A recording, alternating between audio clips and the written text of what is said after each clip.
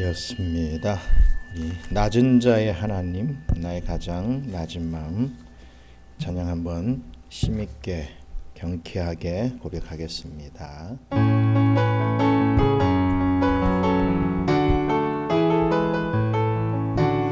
나의 가장 낮은 마음 주님께서 기뻐하시고 작은 일에 큰 기쁨을 느끼게 하시는도다. 내가 지쳐 무력할 때 주님 내게 힘이 되시고 아름다운 하늘나라 내 맘에 주시는도다. 우리에게 축복하신 하나님 사랑 낮은 자를 높여주시고 아름다운 하늘나라 허락하시고 내 모든 것 예비하시네. 찬양함에 기쁨을 감사함에 평안을 간구함에 하나님 알도록 하셨네. 찬양함에 기쁨을 감사함에 평안을 간구함에 하나님 알도록 하셨네. 다시 한번 고백합니다. 나의 가장 낮은 마음 주님께서 기뻐하시고 작은 일에 큰 기쁨을 느끼게 하시는도다. 내가 지쳐 무력할 때 주님 내게 힘이 되시고 아름다운 하늘나라 내 맘에 주시는도다. 우리에게 축복하신 하나님 사랑 낮은 자를 높여주시고 아름다운 하늘나라 허락하시고 내 모든 것 예비하시네. 찬양함에 기쁨을 감사함에 평안을 간구함에 하나님 알도록 하셨네. 찬양함의 기쁨을 찬양함의 기쁨을 감사함의 평안을 간구함의 하나님 알도록 하셨네. 우리에게 축복하신 하나님 사랑 낮은 자를 높여주시고 아름다운 하늘나라 허락하시고 내 모든 것 예비하시네. 찬양함의 기쁨을 감사함의 평안을 간구함에 하나님 알도록 하셨네. 찬양함의 기쁨을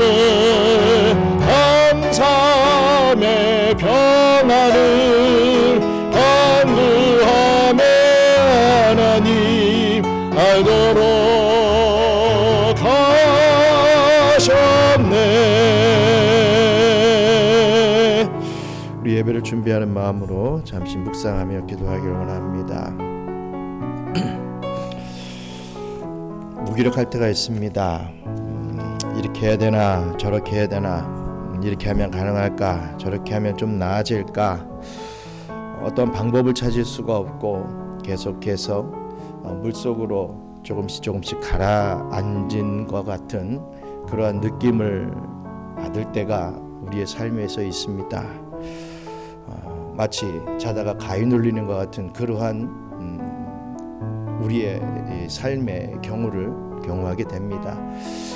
하지만 그럴 때마다 우리 주님께서 우리를 붙드시고 다시 일으켜 세워주시는 분이심을 믿고 우리를 끝까지 지켜보시고 우리를 사용하시는 우리 하나님이심을 믿고 주님 또 힘있게 일어나 주를 위하여 이 주어진 삶을 잘 살아드릴 수 있는 저희들 되게 해달라고 함께 기도하겠습니다. 감사합니다. 하나님, 무력할 때, 무기력할 때, 의욕이 없을 때, 지쳤을 때, 다 내려놓고 싶을 때 오직 주 여호와 하나님만을 바라보기를 소망합니다. 우리 주님께서 물 위로 걸어오셔서 저희를 붙잡아 주시고 우리를 그 불에서 건져 주시며 다시 세워 일으켜 주실 줄 믿습니다.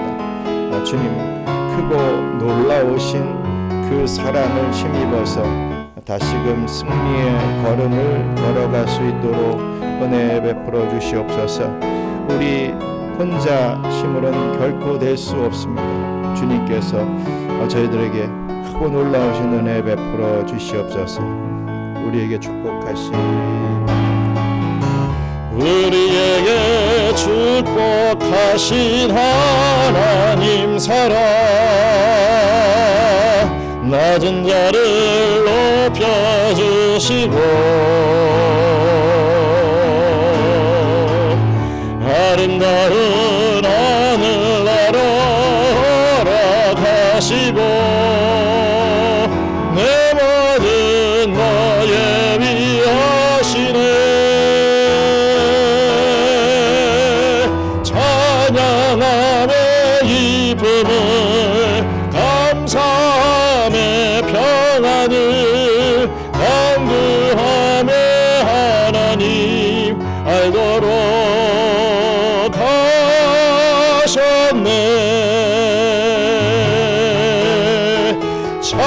찬양함의 기쁨을 감사함의 평안을 강구함의 하나님 알도록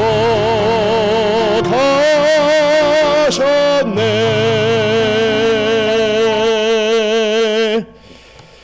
사도신경으로 신앙 고백하겠습니다. 전능하사 천지를 만드신 하나님 아버지를 내가 믿사오며 그 외아들 우리 주 예수 그리스도를 믿사오니 이는 성령으로 잉태하사 동정녀 마리아에게 나시고 본디오 빌라도에게 고난을 받으사 십자가에 못 박혀 죽으시고 장사한 지 사흘 만에 죽은 자 가운데서 다시 살아나시며 하늘에 오르사 전능하신 하나님 우편에 앉아 계시다가 저리로서 산자와 죽은 자를 심판하러 오시리라. 성령을 믿사오며 거룩한 공예와 성도가 서로 교통하는 것과 죄를 사하여 주시는 것과 몸이 다시 사는 것과 영원히 사는 것을 믿사옵나이다. 아멘. 찬송가 311장 함께 부르시겠습니다.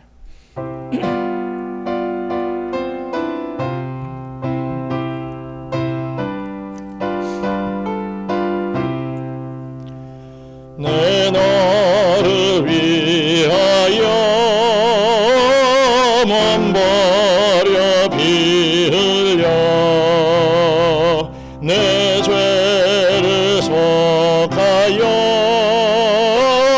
살 길을 주었다. 널 위해 몸을 주건만 너무 주느냐. 너 위에 몸을 주건만 너무 주느냐. 아버지 보좌와 그 영광 떠나서 밤 같은 세상에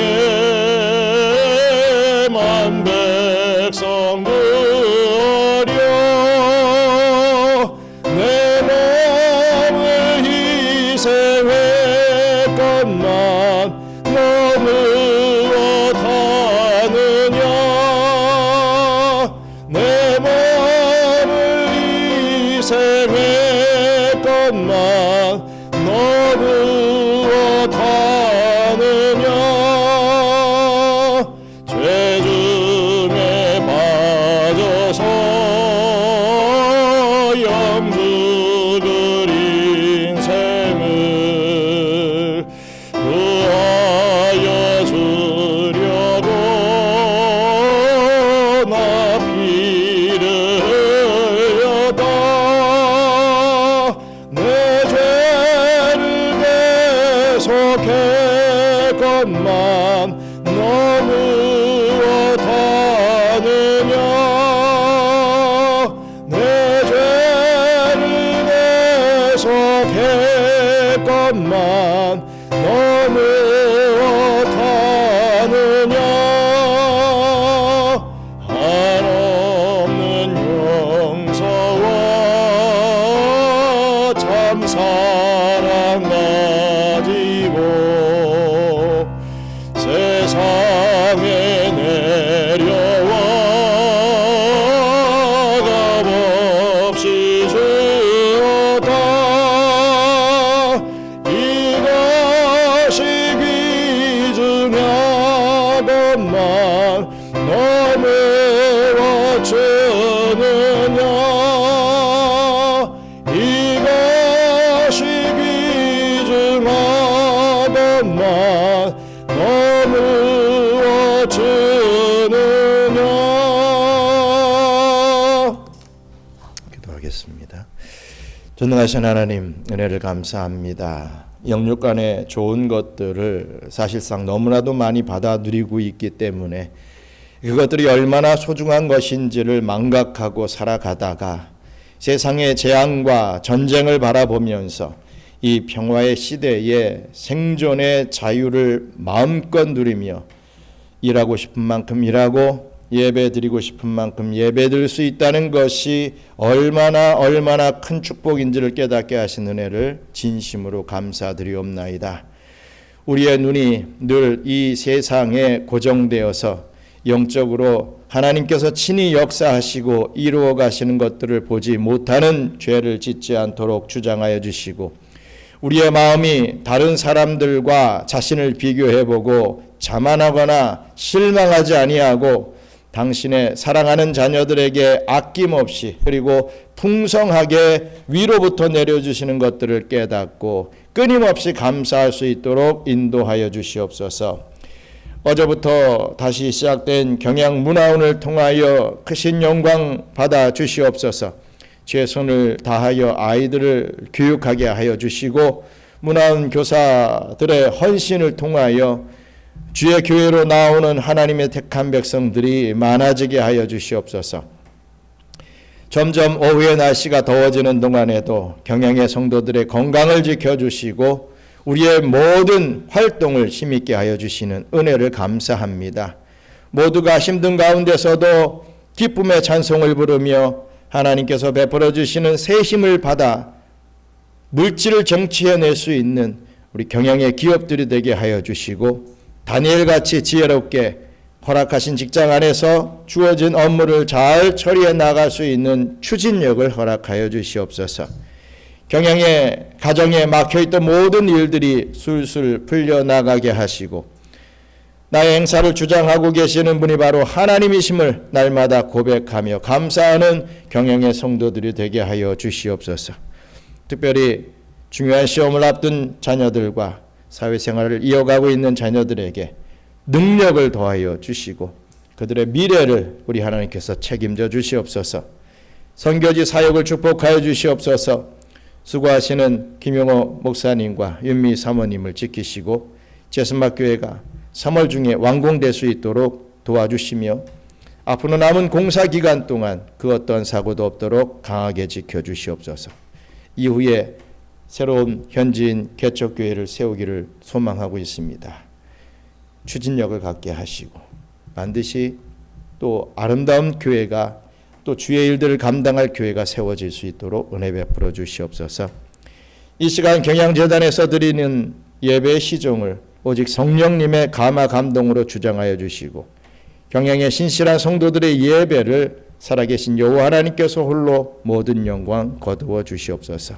감사를 드리며 모든 말씀 예수님 이름으로 기도드리옵나이다. 아멘.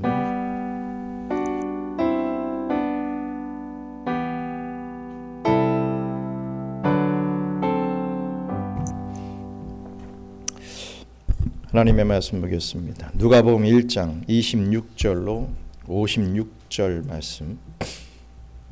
누가복음 1장 26절로 56절 말씀입니다.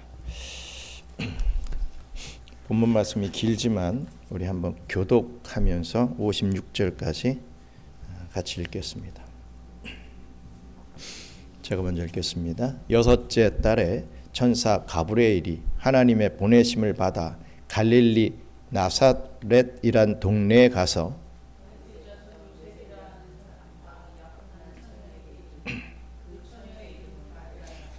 그에게 들어가 이르되 은혜를 받은 자여 평안할지어다 주께서 너와 함께 하시도다 하니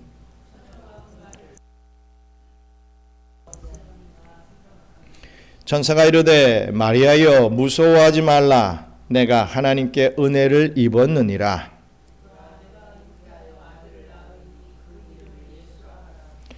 그가 큰 자가 되고 지극히 높으신 이의 아들이라 일컬어질 것이요 주 하나님께서 그 조상 다윗의 왕위를 그에게 주시리니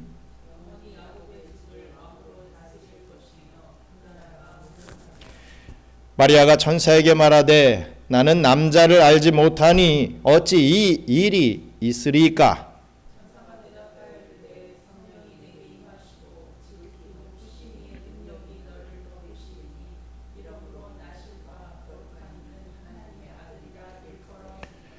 보라 내 친족 엘리사벳도 늙어서 아들을 배었느니라. 본래 임신하지 못한다고 알려진 이가 이미 6달이 되었나니 마리아가 이르되 주의 여종이 오니 말씀대로 내게 이루어지이다 하매 천사가 떠나가니라.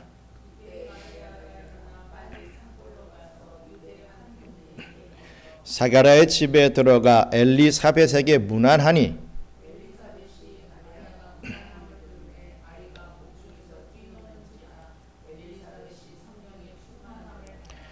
큰 소리로 불러 이르되 여자 중에 내가 복이 있으며 내 태중의 아이도 복이 있도다.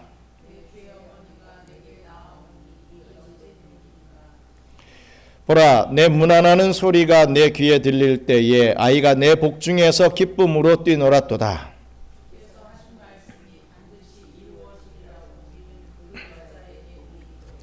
마리아가 이르되 내 영혼이 주를 찬양하며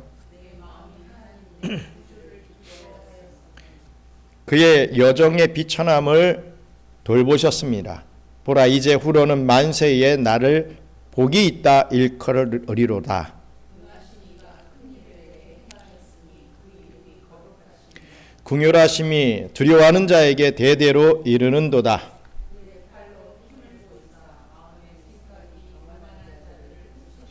권세 있는 자를 그 위에서 내리치셨으며 비천한 자를 높이셨고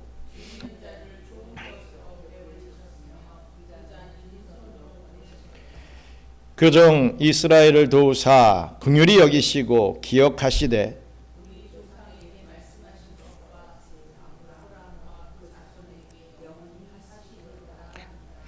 마리아가 3달쯤 함께 있다가 집으로 돌아가니라. 아멘. 오늘은 신실한 예배자였던 마리아에 대해서 한번 살펴보면서 은혜를 나누기를 원합니다.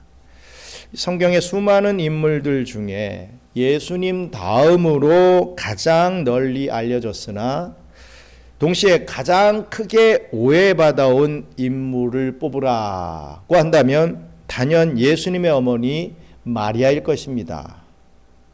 수세기 동안 이 교회의 역사, 특히 이 로마 가톨릭 교회는 이 예수의 어머니인 마리아를 신비화하는 데 주력해 왔습니다. 성화를 보시면 마리아의 모습을 그려진 그 성화를 보면 항상 그녀의 머리 뒤에 거룩한 후광이 그려져 있죠. 또 표정은 인간을 넘어선 아주 초월적인 존재로 묘사되고 있습니다. 초대교회 공의회였던 에베소와 이 칼케톤 공의회에서는 이 마리아를 데오토코스, 즉 하나님의 어머니라고 확정했습니다. 데오토코스는 데오스와 토코스라고 하는, 데오스는 하나님이고 토코스는 어머니라는 말이죠. 그래서 하나님의 어머니다 이렇게 확정을 지어 버렸던 것입니다. 본래 이 용어는 이 마리아 개인을 숭배하기 위해서 만들어진 것이 아니었습니다. 그의 몸을 통해서 나신 예수 그리스도가 참 하나님이시다라는 것을 강조하기 위한 기독론적 선포였지요. 처음에는 의미가 아주 좋았던 것입니다. 그러나 시간이 흐르면서 이 의미는 왜곡됩니다. 마리아 자체가 신성을 가진 존재로 오해받기 시작했던 것입니다. 그 결과 이 카톨릭에서는 이 마리아를 죄 없이 태어난 자다, 즉 무흠수태한 자다라고 일컫습니다. 또 평생 동정녀였다. 예수님의 어머니가 동정녀 마리아였던 그 예수님의 어머니가 예수를 낳은 이후에 어떻게 또 성적인 관계를 가질 수 있겠느냐. 평생 동정녀로 살았다. 죽지 않고 승천한 하늘의 여왕, 그가 바로 마리아였다. 그리고 인류 구원에 동참하는 공동 구속자 역할을 감당했다. 인생의 중보자가 바로 마리아였다. 이렇게 추앙하기까지 이르게 됩니다. 하지만 여러분, 이것은 성경이 말하는 마리아의 본 모습이 절대로 아니죠. 오늘 우리가 만날 이 마리아는 결코 신적인 존재가 아니었습니다.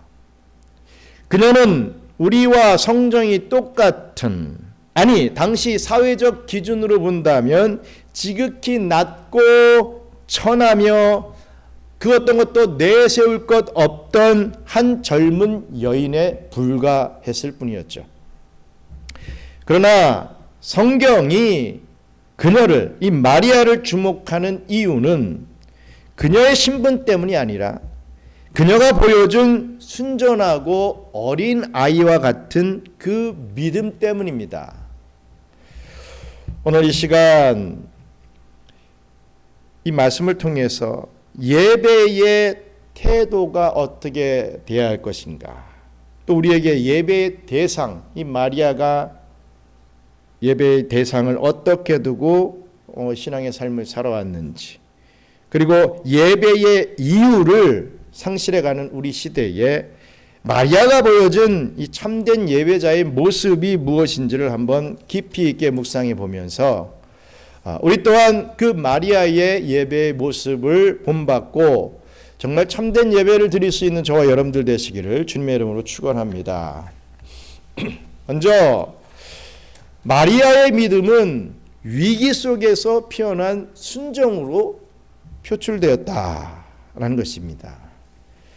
마리아가 하나님을 깊이 겸하게 된 때는 그녀가 10대 후반이었을 무렵으로 추정이 됩니다. 성경은 그녀의 등장을 이렇게 묘사를 하죠. 누가복음 1장 27절로 29절 말씀 같이 읽겠습니다. 다윗의 자손 요셉이라 하는 사람과 약혼한 처녀에게 이르니 그 처녀의 이름은 마리아라. 그에게 들어가 이르되 은혜를 받은 자여 평안할지어다. 주께서 너와 함께 하시도다 하니 처녀가 그 말을 듣고 놀라 이런 인사가 어찌 함인가 생각하매. 아멘. 지금 보신 본문은 마리아를 소개하는 그런 내용입니다. 그런데 잘 보시면 이 본문에 처녀라고 하는 단어를 일부러 3번이나 반복하죠. 약혼한 처녀에게 이르니 그 처녀 이름 마리아라. 처녀가 그 말을 듣고 하면서 처녀라는 말을 강조하는 것을 보죠. 헬라어 파르데노스라고 하는 말이 처녀를 말하는 말인데, 이 처녀라고 하는 말은 잘 아시다시피 남자를 알지 못하는 순결한 상태를 뜻하는 말입니다. 당시 마리아는 요셉이라고 하는 청년과 정혼한 상태였습니다. 정혼했다. 유대 관습에서 이 정혼을 하게 되면 그 기간을 보통 한 1년 정도를 잡게 됩니다. 이 기간에 두 사람은 법적으로는 이미 부부다라고 정의 내릴 수는 있으나 실제적인 잠자리는 함께하지 않았던 것이 이 정혼한 상태죠. 남편은 아내를 데리고 올 이 기간에 처소를 마련합니다. 살 집을 마련하는 것이죠. 뭐 그 당시에 뭐 집을 매매하고 뭐 잔세가 있고 월세가 있고 이건지 모르겠지만 어쨌든 살 집을 마련해야 됩니다. 그리고 지참금을 준비해서 또 여자의 집에 내줘야 되죠. 그런 것을 준비하는 성실한 노동의 시간이 1년 정도가 쥐어진다는 겁니다. 물론 빨리 마련되면 그 시간이 단축되겠지만 길게는 1년 정도까지 그 기간을 두게 됩니다. 이 거룩한 기다림의 시간에 마리아에게 청천벽력 같은 소식이 전해진 것입니다. 남자를 알지 못하는 그녀가 아이를 가질 것이다 라고 하는 그러한 예고를 받게 된 것이죠. 이는 단순히 개인의 부끄러움을 넘어서 생명이 위태로운 그러한 사건이었습니다. 죽느냐 사느냐의 문제였다는 것이죠. 그 근거가 신명기 22장 20절로 21절에 나타나고 있습니다. 우리 함께 읽겠습니다. 그 일이 참되어 그 처녀에게 처녀의 표적이 없거든 그 처녀를 그의 아버지 집 문에서 끌어내고 그 성읍 사람들이 그를 돌로 쳐 죽일지니 이는 그가 그의 아버지 집에서 창기의 행동을 하여 이스라엘 중에서 악을 행하였음이니라. 너는 이와 같이 하여 너희 가운데서 악을 제할지니라. 이 정혼한 기간에 여자의 이 순결성이 무너져 버리면 쫓아내서 죽이는 그러한 시대상을 볼 수가 있지요. 그렇습니다. 율법에 따르면 정혼한 여인이 부정함을 저질렀을 경우에 돌로 쳐 죽임을 당하게 되어 있었다는 것입니다. 마리아에게 있어서는 이 수태 소식이 죽느냐 사느냐의 문제였다는 것입니다. 그의 정혼자 요셉 역시도 큰 충격에 빠졌을 것입니다. 의로운 사람이었던 요셉은 마리아라고 하는 여인을 너무나도 사랑했기 때문에 이 일을 공개적으로 드러내어서 그녀를 죽게 하기보다는 조용히 그 둘의 관계를 정리하려고 했습니다. 참 이러기 쉽지 않죠. 배신감도 있고 뭐 이럴 텐데 어떻게 네가 나한테 이럴 수 있느냐 뭐 이런 마음들이 있지 않겠습니까? 그런데 그냥 조용히 정리하자. 왜? 그녀를 위해서. 이렇게 지금 일을 진행해 나가고 있는 것이죠.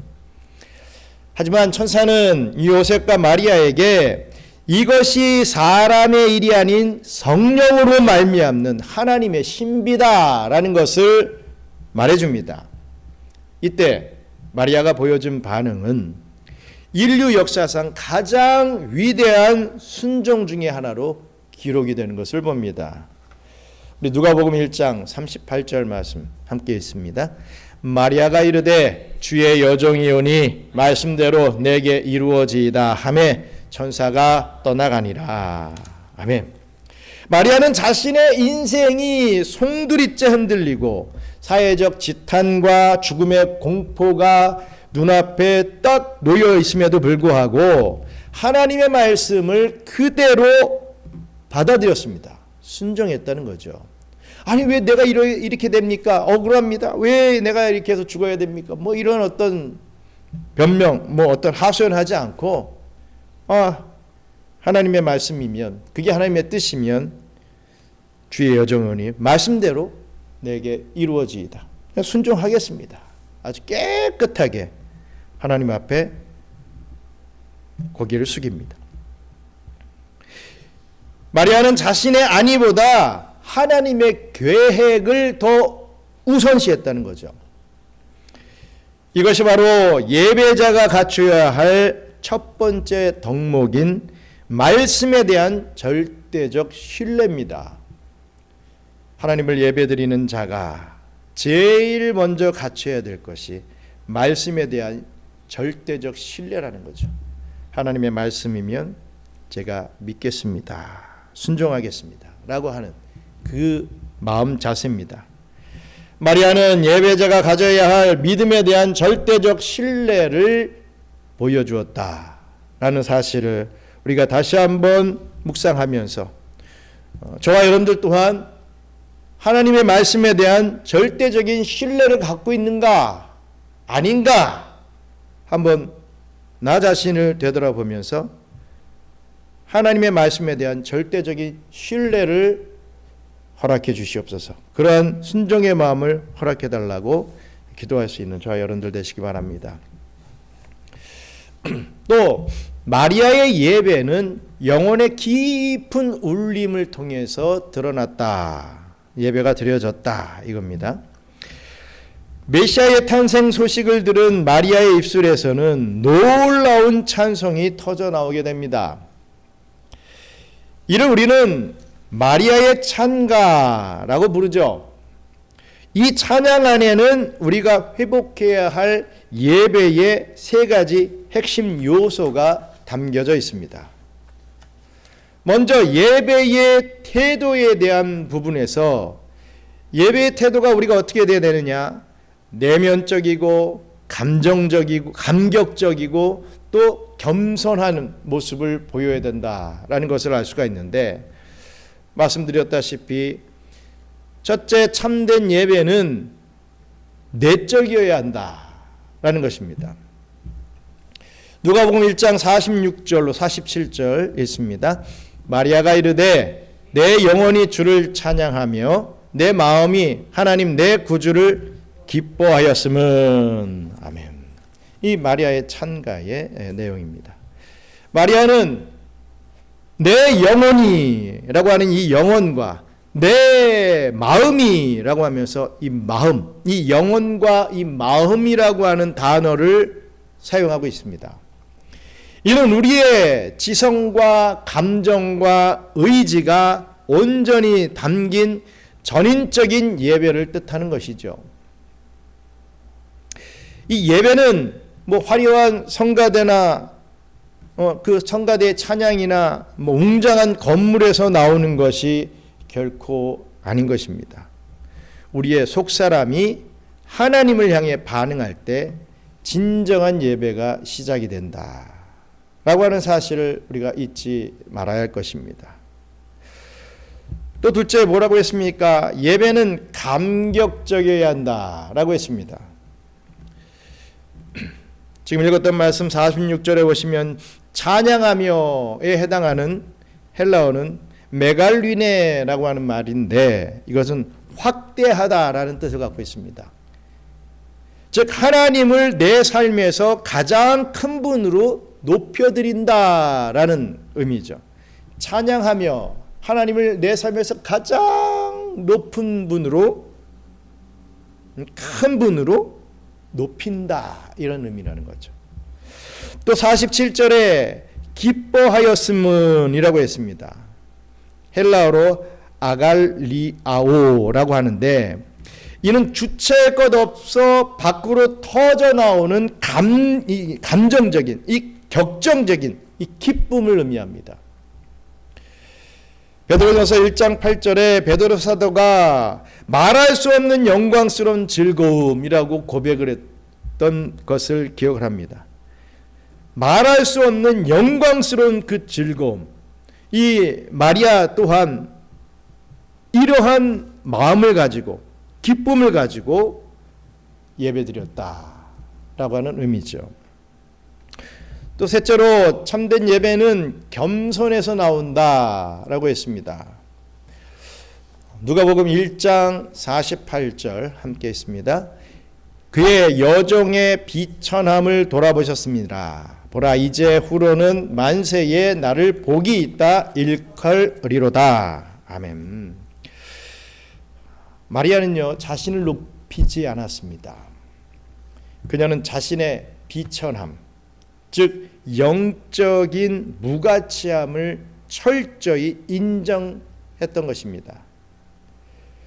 그녀가 복된 이유는요, 그녀가 절대로 훌륭해서가 아니라 비천한 그녀를 돌보신 하나님의 은혜 때문이었다. 하나님의 은혜를 받았기 때문에 그녀는 복되었다라는 말씀이죠. 자기를 낮추는 자를 높이시는 하나님의 원리가 이 마리아의 고백 속에서 흐르고 있다라는 사실입니다. 하나님 앞에서는 항상 자기를 낮춰야 됩니다. 나는 비천한 사람입니다. 나는 무가치한 사람입니다. 이런 모습들을 하나님 앞에서 보여드려야 된다는 거죠. 그러한 겸손함이 참된 예배의 중요한 요소가 된다라는 사실입니다. 그렇다면 마리아는 그 예배의 대상이 누구였습니까? 오직 하나님, 나의 구주라고 고백하고 있죠. 마리아의 예배 대상은 너무나도 명확했습니다. 그녀는 자신을 숭배하지 않았습니다. 천사 또한 숭배하지 않았죠. 오직 능하신 이 하나님만을 바라보았습니다. 1장 49절 먼저 읽고요. 능하신 이가 큰 일을 내게 행하셨으니 그 이름이 거룩하시며, 능하신 이라고 했습니다. 능하신 이. 그런데 중요한 점은 마리아 역시도 하나님을 아까 49절에 말씀드렸듯이 내 구주라고 표현했다는 겁니다. 47절에 보시면 내 마음이 하나님 내 구주를 기뻐하였다, 이렇게 말씀하는 것 같이 이 능하신 이가 바로 내 구주이시다라는 사실이죠. 하나님이시다라는 것입니다. 이는 마리아 자신도 너무나도 중요한 말입니다. 구원이 필요한 죄인임을 고백하는 장면이라는 것이죠. 예수의 어머니니까 예수의 어머님은 당연히 구원받는 거 아니야? 구원이 확정되어 있는 거 아니야? 구원의 문제에서 자유로운 거 아니야? 우리 아버지가 대통령이면 나라를 호령할 수 있고 청와대도 마음대로 들어가고 그런 것 같이 예수님의 어머니니까 당연히 이 구원의 문제에 있어서는 자유로운 건 아닌가, 이렇게 오해할 수도 있습니다. 하지만 마리아는 자신은 구원이 필요한 죄인이라는 것을 밝혔다는 거죠. 고백을 했다는 것입니다. 가톨릭의 주장처럼 그녀가 원죄가 없는 존재라고 한다면 이 구주라는 고백은 이 마리아에게 있어서는 절대로 필요하지가 않습니다. 내 구주라고 표현했잖아요. 구주가 뭡니까? 나를 구원하실 주님이란 말 아니겠습니까? 그녀는 자신을 죄에서 속량하실 메시아를 기다리던 평범한 이스라엘의 여인에 불과했다는 것이죠. 자기 자신, 자기의 정체성을 너무나도 잘 알았다는 겁니다. 내 몸에서 예수님 구세주가 나을 거니까 이제부터 나는 이제 만사 오케이다. 예수님이 다 모든 것을 주장하시는데 나 그 어머니인데 감투 쓴 것 같이. 마리아는 그렇게 하지 않았다는 거죠. 저는 죄인입니다. 평범한 여인에 불과합니다. 저는 구원의 문제에 있어서, 이 원죄의 문제에 있어서 자유롭지가 않습니다. 이렇게 고백했다는 겁니다. 예수님께서는 훗날 누가 내 어머니며 내 동생들이냐라고 이렇게 물으시면서 하나님의 말씀을 듣고 행하는 자가 나의 어머니요 내 동생 나의 가족이다 이렇게 말씀하시지 않았습니까? 하나님의 말씀을 듣고 행하는 사람들이 진정한 가족이다 이런 선언을 했습니다. 예수님을 마리아를 앞에 두고 말입니다. 여러분 마리아가 특별했던 이유는 그의 혈통이나 어떤 신분 때문이 아니라 하나님의 말씀을 듣고 온전히 순종했기 때문에 특별했던 것입니다. 그렇습니다. 우리 역시 마찬가지죠. 예배의 주체는 복을 받는 나가 아니라 나를 구원하시는 하나님이 되어야 됩니다. 모든 것이 하나님이 주체가 되어야 되는 것이지요. 얼마 전에 큰 교회에서 사역하시는 부교육자와 얘기를 나눈 적이 있습니다. 그 교회가 너무 부흥했다는 거예요. 그러면서 이제 부흥한 요소에 대해서 왜 어떻게 부흥할 수 있었느냐에 대해서 설명을 하는데 교회가 땅을 샀고 땅 산 김에 크게 짓자 해서 어쨌든 건물 크게 짓고 그 안에 PC방도 넣고 체육관도 넣고 헬스장도 넣고 세상 사람들이 좋아하는 모든 것을 많이 이렇게 구비를 이렇게 했다고 합니다. 물론 그러니까 효과적으로 물론 이제 청소년 같은 경우는 많이 모이죠. 솔직한 인간적인 심정으로 야 부럽다. 야 저렇게 우리 교회도 더 크게 해가지고 저쪽에 PC방을 만들어 놓고 여기 헬스장 여기 많은 이 카페도 만들어 놓고 하면 야 부흥할 수 있을까? 잠시 그런 생각해봤습니다. 물론 이제 한국과 여기와의 이것은 같을 수가 없죠. 그러면서 이 말씀 묵상하면서 과연 그럴까? 과연 물론 절대로 그 교회가 무슨 PC방 있다고 부흥했다 절대로 그렇게 생각하지 않습니다. 목사님의 말씀이 있고 목사님의 그 목회 방침과 성도들의 이 신앙적인 열심이 있었기 때문에 그런 큰 부흥을 했을 것이다라고 좀 믿습니다. 하지만 많은 사람들이 그냥 보기에 저 PC방이 있으니까 부흥했구나. 저 헬스장이 있으니까 부흥했구나. 오해할 수도 있겠다. 그렇게 마음은 들었습니다. 오늘 이 말씀을 묵상하면서 그러한 어떤 외적인 것이 물론 어떤 부분에서 요소가 될 수는 있을 수 있겠지만 정말 중요한 것은 우리의 예배드리는 태도구나. 마리아처럼 순종하는 마음으로 하나님의 말씀을 완전히 신뢰하는 마음을 가지고 오직 예배의 대상이 나 좋으라고 드리는 게 아니라 하나님 앞에 영광 올려드리는 그런 예배가 되고 그런 부분에서 은혜를 받게 되면 PC방이 없어도 어떤 헬스장이 없어도 교회는 주의 백성들은 모이겠구나 하면서 제 자신을 다시 한번 회개하게 됐습니다. 잠시 잠깐 그런 부분들을 부러워했던 그 마음도 회개하게 됐고 참 이 목회하는 데 있어서 참 부족한 부분들 회개하게 됐습니다.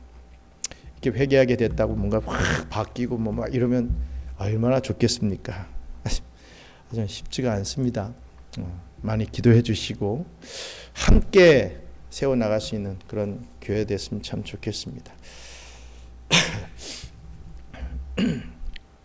마리아에게 있어서 예배의 이유가 있었습니다. 신실하신 하나님의 역사를 믿는 그 믿음이 있었던 것이죠. 그렇습니다. 마리아가 그토록 열정적으로 예배했던 이유는 요약하자면 세 가지 동기에서 기인을 합니다. 우선은 개인적인 은혜죠. 이게 너무나도 중요합니다. 하나님이 비천한 자신을 통해서 큰 일을 행하셨음을 깨닫는다. 너 같은 게 뭘 할 수 있겠어? 나 같은 게 뭘 할 수 있겠어? 이런 것이 아니라 이러한 비천한 나를 통해서도 큰 일을 행하실 수 있는 분이 하나님이시구나. 이러한 은혜를 받았기 때문에 기쁨으로 예배를 드릴 수 있었다라는 것이고요. 또 공동체적 긍휼의 마음이 있었다는 것입니다. 하나님을 경외하는 모든 자에게 대대로 미칠 긍휼을 받다는 것이죠. 이것이 나만의 어떤 은혜가 아니라 하나님을 경외하는 모든 자들이 함께 받아야 될 그러한 은혜라는 것을 깨닫게 되었다는 것입니다. 교회 다니면서 나만 잘 되고 나만 기쁘면 돼 이런 게 아니라 우리 교회 모든 처치 멤버들이 함께 기뻐할 수 있는 그러한 부분들을 기도하면서 이루어가는 그런 모습들이 되겠죠. 또 역사적인 신실함으로 예배를 드렸던 것입니다. 하나님께서 아브라함과 우리 조상에게 약속하신 그 약속을 잊지 아니하시고 영원히 지키시는 분이 바로 하나님이시다. 하나님의 약속은 절대로 반드시 지켜진다. 그것을 신뢰했다는 것이죠. 마리아는 과거에 행하신 하나님의 신실함을 기억했고 또 현재 자신에게 일어나는 이해할 수 없는 그 사건을 하나님의 계획으로 수용했으며 미래에 완성될 하나님의 나라를 바라보며 찬양했던 여인이었습니다. 성도 여러분, 오늘 우리는 성경 속 마리아의 이 모습을 통해서 참된 예배자의 길이 어떤 것인지를 잠시 살펴보았습니다. 마리아는 대단한 권력자도 아니었죠. 절대로 신비로운 여인이 아니었습니다.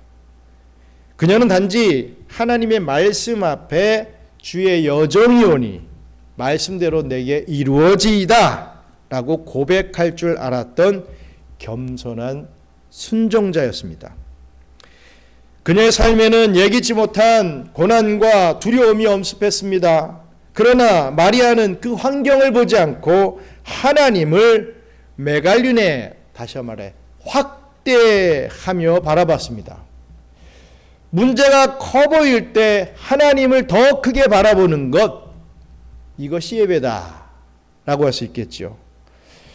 그렇다면 저와 여러분들의 예배는 어떻습니까? 혹시 형식적인 의식에만 머물러 있지는 않은지, 나를 구원하신 하나님의 열심에 감격하며 나의 비천함을 고백하고 그분의 거룩함을 높이고 있는지 아닌지, 마리아처럼 우리도 하나님의 계획, 이 구원 계획에 쓰임받는 존재가 되게 해달라고 소망하면서 우리는 예배를 드려야 할 것입니다. 비록 우리의 삶이 비천하고 또 보잘것없어 보일지라도 신실하신 하나님께서 우리를 통해 반드시 큰 일을 행하실 것을 믿으시길 바랍니다. 큰 일이라고 하는 게 엄청나게 보여지고 물론 큰 일이 될 수 있겠지만 구석 사이에 한 부분에 우리가 쓰임을 받는다? 쉽게 말해서 내가 한 영혼을 구원한다? 이것도 엄청난 큰일 아니겠습니까? 그런 일들을 우리를 통해서 행하실 것이다. 이것을 믿으시기 바랍니다. 의심과 두려움을 내려놓고 하나님의 말씀이 우리 삶에 그대로 이루어지기를 기도하며 날마다 기쁨의 찬가를 부르는 진정한 예배자가 저와 여러분들이 되시기를 주님의 이름으로 축원합니다.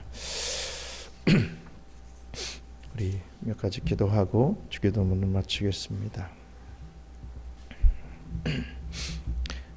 예배자의 삶을 살게 하소서. 진정한 예배자의 삶, 하나님 앞에서 자신을 낮출 수 있게 해달라고, 또 주님의 말씀을 신뢰하며 순종할 수 있는 그러한 삶을 살아갈 수 있게 해달라고, 우리 하나님께서 그러한 삶을 살아가는 우리에게 귀한 사명을 맡기실 때 그 사명을 아멘하며 받고 또 감당하려고 최선의 노력을 다할 수 있는 저희들 되게 해달라고 우리 함께 기도하겠습니다. 감사합니다. 하나님, 오늘 예수님의 어머니 마리아를 바라보면서 내가 예수의 어머니인데 누가 나를 무시해? 내가 죄가 아닌가? 예수가 이 땅에 구세주라 한다면 나는 그 어머니 아닌가 하면서 자기를 높이고 자기를 숭배했던 것이 아니라 나는 비천한 여인에 불과합니다 라고 자신을 낮추고 하나님의 말씀 앞에 순종하며 예배자의 모습을 보였던 그 마리아를 우리가 기억하길 원합니다. 가톨릭이 말하는 그 성모 마리아 후광이 있고 그에게 기도를 하고 빌면 그가 중보자로 복을 주고 하는 그러한 미신의 마리아가 아니라 정말 비천했던 예수를 이 복중에 안고 예수를 출산하는 데 쓰임받았던 그 마리아, 그 참된 예배자였던 마리아를 바라보며 우리 또한 이 땅에서 그러한 삶을 살아갈 수 있도록 은혜 더하여 주시옵소서. 하나님 아버지, 오늘 마리아의 고백을 통해 참된 예배자의 모습을 보게 하시니 감사합니다. 우리가 마리아처럼 자신의 비천함을 인정하며 오직 나의 구주 되신 하나님만을 삶에서 가장 크게 높이는 예배자가 되게 하여 주시옵소서. 이해할 수 없는 고난과 두려움 앞에서도 주의 종이오니 말씀대로 내게 이루어지이다 라고 고백하는 순전한 순종을 우리에게 허락하여 주시옵소서. 우리의 작고 낮은 삶을 통해 하나님의 큰 일을 이루실 것을 믿으며 우리를 구원하신 예수 그리스도의 이름으로 기도드리옵나이다. 아멘. 주기도문으로 마치겠습니다. 하늘에 계신 우리 아버지여, 이름이 거룩히 여김을 받으시오며 나라가 임하시오며 뜻이 하늘에서 이룬 것 같이 땅에서도 이루어지이다. 오늘 우리에게 일용할 양식을 주시옵고 우리가 우리에게 죄 지은 자를 사하여 준 것 같이 우리 죄를 사하여 주시옵고 우리를 시험에 들게 하지 마시옵고 다만 악에서 구하옵소서. 나라와 권세와 영광이 아버지께 영원히 있사옵나이다. 아멘.